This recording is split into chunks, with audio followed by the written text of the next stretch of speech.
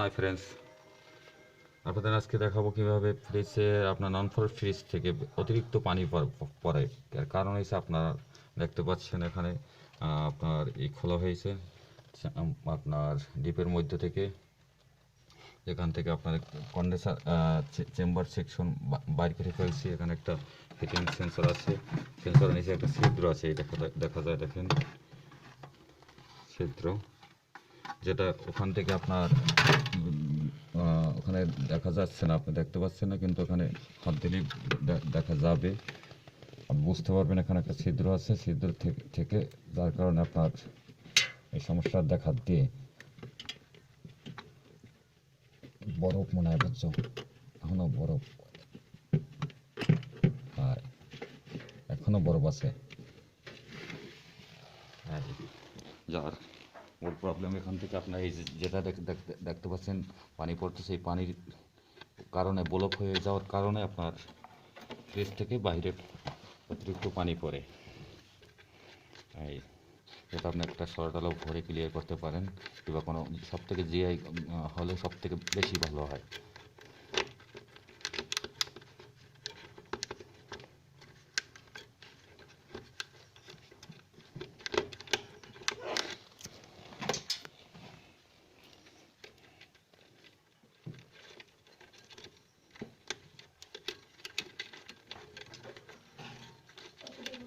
দেখতে পাচ্ছেন এই ঢুকে যাচ্ছে, এখন উপর থেকে পানি দিলে পড়লেই বেরোয় যাবে। অবশ্যই রানিং ক্ষেত্রে ফ্রিজ অবশ্যই 3-4 ঘন্টা বন্ধ রাখবেন, বন্ধ রাখার পর না হলে আপনি সঠিকভাবে কাজ করতে পারবেন না। ধরো যাও, এখন এটা কীভাবে বসাবেন সেটা আপনাদেরকে দেখাচ্ছি।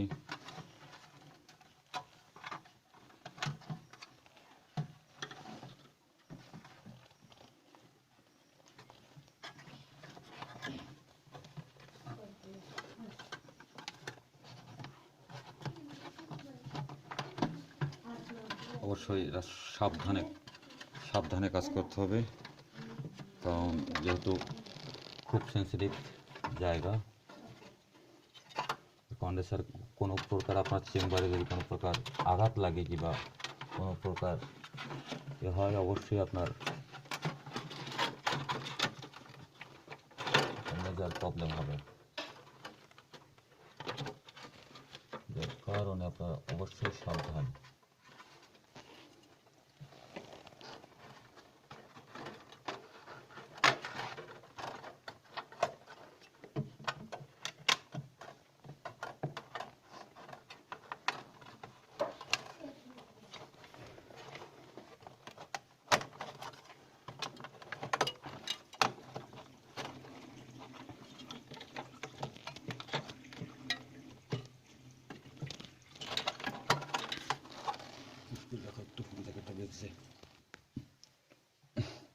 অবশ্যই আপনার সঠিক জায়গায় আবার সেটিং করবেন।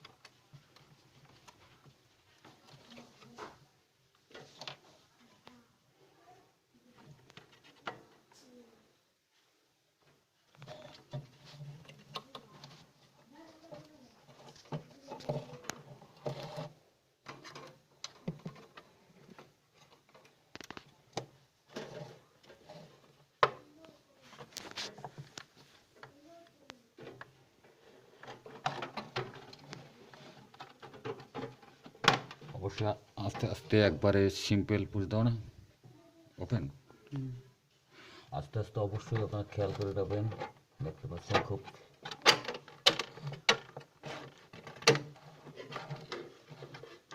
সেন্সিটিভ যেহেতু।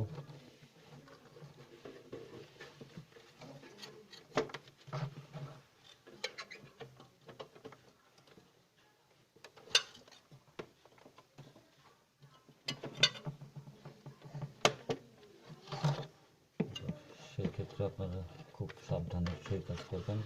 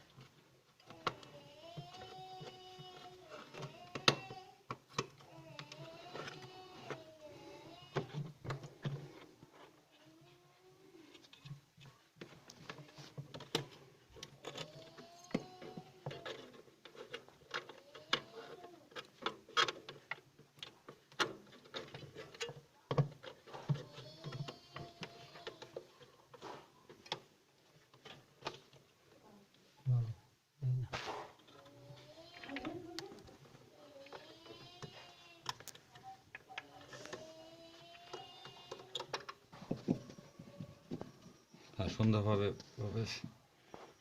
আটকিয়ে দেবেন।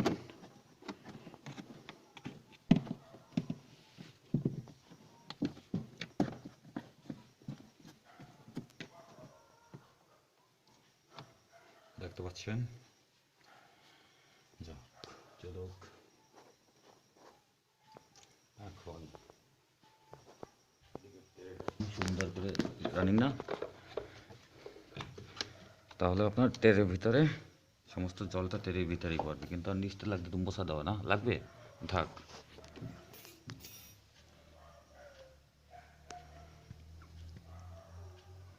ঠিক আছে,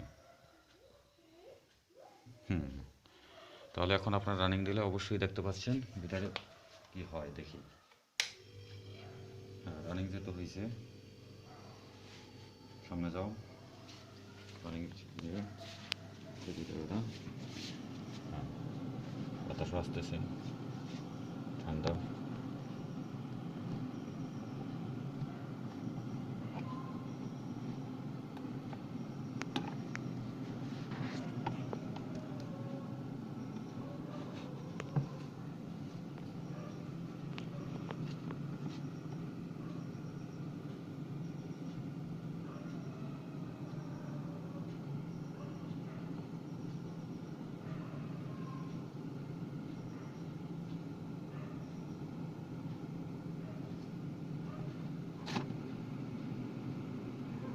ঠিক আছে,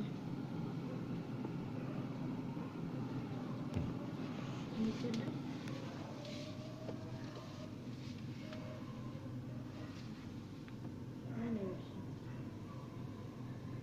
আসে।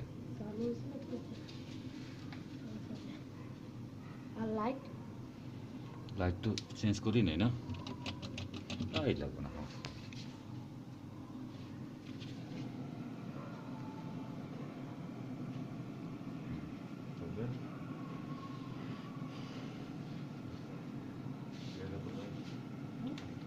প্লাস্টিকের